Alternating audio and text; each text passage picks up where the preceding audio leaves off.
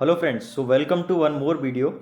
और आज के इस स्पेसिफिक वीडियो में बात करूंगा डिप्लोमा इन इंजीनियरिंग या पॉलिटेक्निक के बाद बच्चों के पास क्या क्या करियर अपॉर्चुनिटीज़ होती हैं, किस किस फील्ड में वो जा सकते हैं।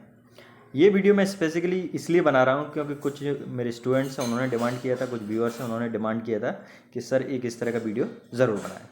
ठीक है, तो आज देखेंगे हम बहुत इंपॉर्टेंट वीडियो। ये तो आप डिप्लोमा परस्यू कर रहे हो या diploma first year second year में, तो आपको ये वीडियो पूरा ज़रूर देखना चाहिए, मैं रिकमेंड करूँगा।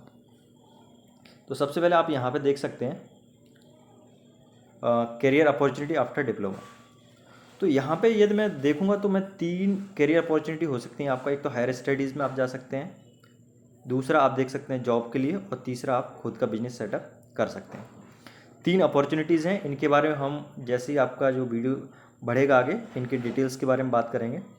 लेकिन सबसे पहले आप ये समझिए कि किस स्टूडेंट को हायर स्टडीज़ के लिए जाना चाहिए, किस स्टूडेंट को जॉब के लिए जाना चाहिए, किस स्टूडेंट को अपना खुद का बिजनेस सेटअप करना चाहिए। सबसे पहले जो मेरा पर्सनल एक्सपीरियंस है, मेरा मतलब जो डिप्लोमा पढ़ाने के एक्सपीरियंस है या डिप्लोमा के बच्चों से जो इंटरेक्शन है, वो बच्चे जिनकी फाइनेंशियल कंडीशन बहुत ज़्यादा अच्छी नहीं होती है, जो middle class lower middle class से बिलोंग करते हैं, वो बच्चे डिप्लोमा परस्यू करते हैं। और डिप्लोमा परस्यू करने का रीज़न ये होता है कि उसके बाद उनको आसानी से जॉब मिल जाए, है ना। डिप्लोमा परस्यू करने का एक फ़ायदा ये होता है कि उनमें डिप्लोमा की जो फीस होती है, पॉलिटेक्निक फ़ीस, वो बहुत ज़्यादा नहीं होती है ना। 3 साल का कोर्स होता है और उसके बाद उनको डायरेक्टली जॉब मिलने के चांसेस बहुत ज़्यादा रहते हैं। ठीक है, तो यदि आपकी फाइनेंशियल कंडीशन बहुत अच्छी नहीं है, ठीक है, तो मैं ये रिकमेंड करूँगा कि आप हायर स्टडीज़ की जगह जॉब में ही जाएं। क्योंकि फिर क्या होता है, यदि आप जॉब कंटिन्यू कर रहे हैं, जॉब के पैरेलली बहुत सारी अपॉर्चुनिटीज़ रहती हैं जिसमें आप हायर स्टडीज़ के लिए जा सकते हैं।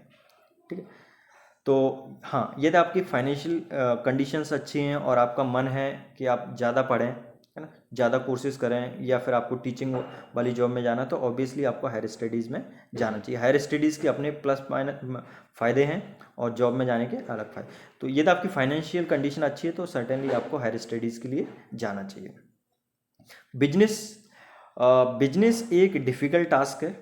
डिफ़िकल्ट टास्क मैं इसलिए बोल रहा हूँ क्योंकि यदि सिर्फ आप कॉलेज में पढ़ने से, डिप्लोमा लेके या डिग्री लेके आप बिजनेस सेटअप नहीं कर सकते हैं, क्योंकि मैं भी काफ़ी जगह विजिट करता हूँ, घूमता हूँ।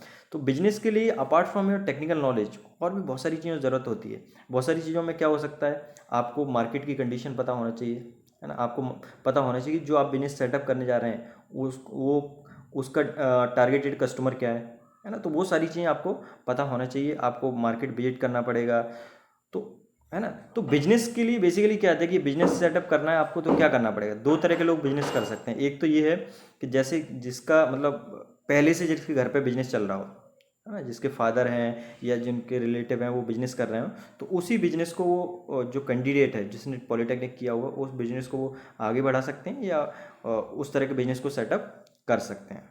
दूसरा, यदि आपको बिजनेस सेटअप करना है तो बिजनेस सेटअप करने के लिए सबसे पहले आपको जॉब करनी पड़ेगी। जॉब में आपको चीज़ें सीखनी पड़ेंगी। जॉब करेंगे तो आपको मार्केट की कंडीशंस पता चलेंगी, कहाँ क्या चीज़ जाती है, कहाँ से चीज़ परचेज करते हैं, किस तरह से सेल होती है, तो ये सारी चीज़ें पता चलेंगी। ठीक है, दूसरा, बिजनेस के लिए आपको कम्युनिकेशन वगैरह वाला पार्ट भी बहुत अच्छा होना चाहिए, क्योंकि यदि आप बिजनेस कर रहे हैं तो आपको बहुत सारे लोगों से कम्युनिकेशन करना पड़ेगा। कम्युनिकेशन का मतलब है आपको जो आपके सेल्स हैं, है ना, कस्टमर, उनसे आपको कम्युनिकेशन करना पड़ेगा। आपके जो वेंडर्स हैं उनसे आपको कम्युनिकेशन करना पड़ेगा। तो आपका कम्युनिकेशन भी थोड़ा ठीक ठाक होना चाहिए। प्लस आपका जो कमिटमेंट है वो भी बिजनेस में बहुत मैटर करता है। कमिटमेंट का मतलब सिर्फ कमिटमेंट कस्टमर से नहीं, आपका वेंडर से जो कमिटमेंट है, आपका कस्टमर से जो कमिटमेंट है, वो सारी चीज़ें मैटर करती हैं।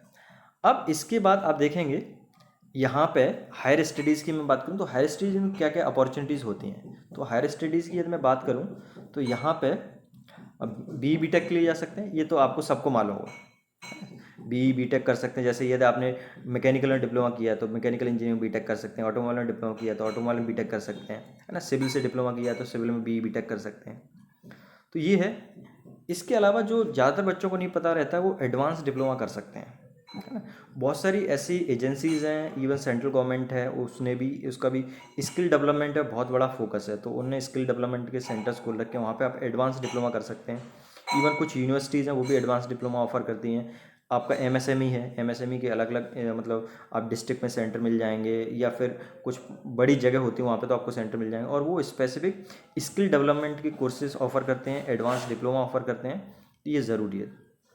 ठीक है, तो आप वो कर सकते हैं। दूसरा ये मतलब इसमें एक पॉइंट मैं और ऐड करना चाहूँगा कि यदि आप डिप्लोमा करके जॉब करने जा रहे हैं तो कुछ ना कुछ स्किल आपके पास होना चाहिए। जैसे फॉर एग्जांपल यदि मैं मैकेनिकल की बात करूं तो मैकेनिकल में एटलीस्ट आपको ड्राइंग रीड करना आना चाहिए, आपको कुछ ना कुछ सॉफ्टवेयर आना चाहिए, क्योंकि आजकल जो डिज़ाइन वाला पार्ट है वो मैनुअल नहीं, सॉफ्टवेयर है। जैसे ऑटोकैड है, कैटिया है, प्रो है, मतलब एक ना एक सॉफ्टवेयर आना चाहिए। दूसरा सॉफ्टवेयर में क्या होता है कि यदि आपको एक सॉफ्टवेयर आता है तो आप दूसरा सॉफ्टवेयर भी बहुत आसानी से ऑपरेट कर सकते हैं। तो मैं ये एडवाइस भी दूंगा, रिकमेंड भी करूंगा, यदि आप डिप्लोमा मैकेनिकल इंजीनियरिंग कर रहे हैं या बीटेक मैकेनिकल इंजीनियरिंग कर रहे हैं सेकंड ईयर थर्ड ईयर में, तो एक ना एक सॉफ्टवेयर आपको ज़रूर सीखना चाहिए।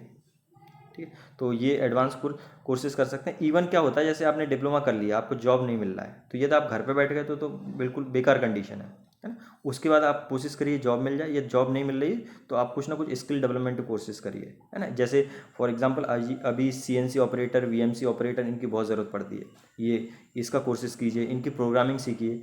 तो यदि आपको इस तरह की स्किल आपके पास है, आपको कोई डिज़ाइन का सॉफ्टवेयर आता है, आपके पास सीएनसी ऑपरेट करना आता है, सीएनसी की प्रोग्रामिंग करना आता है, तो आप बहुत आसानी से अपने आप को जो इंडस्ट्री है उसमें इस्टेब्लिश मतलब एंट्री एटलीस्ट पा सकते हैं।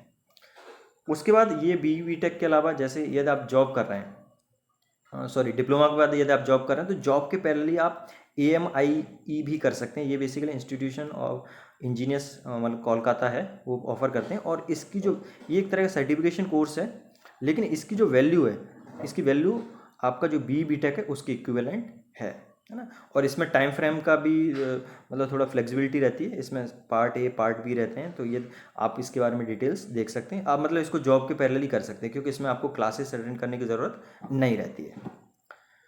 ठीक है, अब इसमें यदि हम जॉब्स की बात करें तो गवर्नमेंट जॉब की तैयारी कर सकते हैं, लेकिन गवर्नमेंट जॉब में बहुत कंपटीशन है ना। तो लेकिन गवर्नमेंट जॉब डिप्लोमा के थ्रू बहुत सारी सेक्टर में निकलती है, जैसे रेलवे है आपका, स्टेट गवर्नमेंट है कि जो पावर सेक्टर हैं, तो बहुत सारी जगह आप निकलती हैं। HPCL है, रिलायंस, रिलायंस तो नहीं बोलना चाहिए, NTPC है।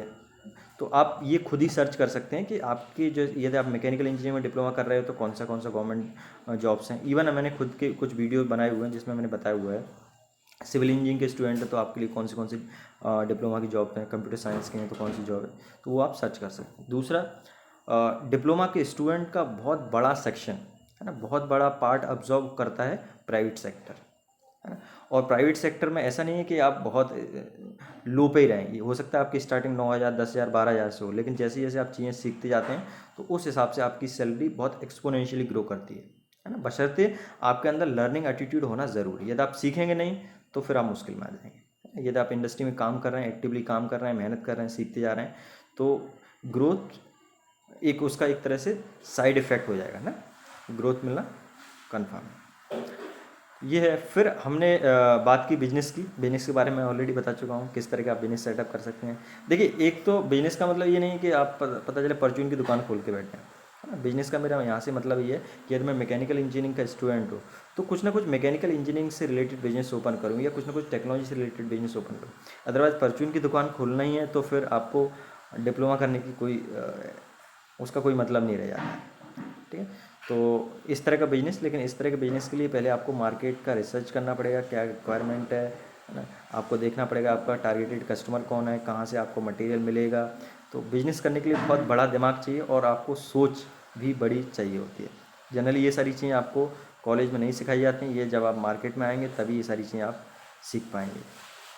तो ये है मतलब मेजर यही 3 करियर अपॉर्चुनिटी हैं। हायर स्टडी में जा सकते हैं, जॉब में जा सकते हैं, बिजनेस में जा सकते हैं, और क्या क्या हो सकते हैं वो पॉसिबल चीज़ें हो सकती हैं वो मैंने आपको इस वीडियो में बताने की कोशिश की है।